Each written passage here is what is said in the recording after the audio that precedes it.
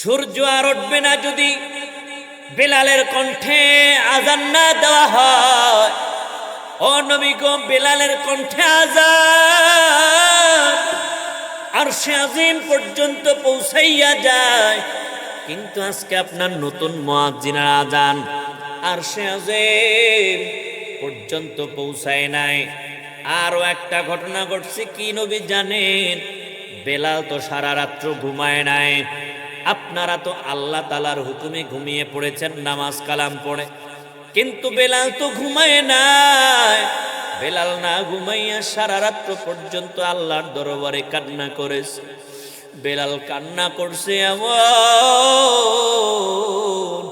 আল্লাহ তাআলার আরশে আজিমের খুঁটিগুলা এমন ভাবে নাড়াচাড়া করতেছে, আল্লাহ তাআলার আরশে আজিম পর্যন্ত কেঁপে উঠেছে বেলালের আজান, বেলালের কান্নার আওয়াজ।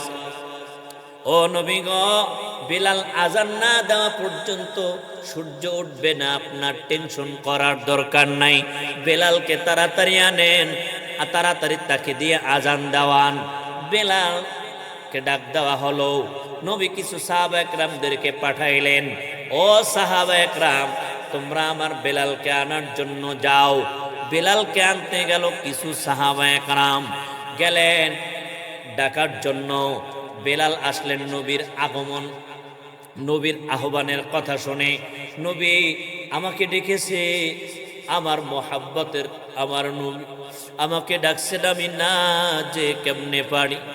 বেলাল গেল, চোখের পানি তো থামাইতে পারে না। বেলাল চোখের পানি থামাইতে পারে না। আল্লাহ পাক এমন একটা অবস্থা তার মধ্যে সৃষ্টি করে দিল, এমন একটা মোহাব্বত তার মধ্যে আল্লাহ তাআলার এবং নবীর। এ দুনিয়ার মানুষ, এই সম্পদটা বড় কঠিন একটা দামি সম্পদ। আল্লাহ তাআলার মোহাব্বত এটা বড় দামি সম্পদ, নবীর মোহাব্বত এটা বড় দামি সম্পদ, কোরআনের মোহাব্বত এটা বড় দামি সম্পদ। এই সম্পদটা কিন্তু দুনিয়ার জমিনে সবাইকে আল্লাহ তাআলা দান করে না।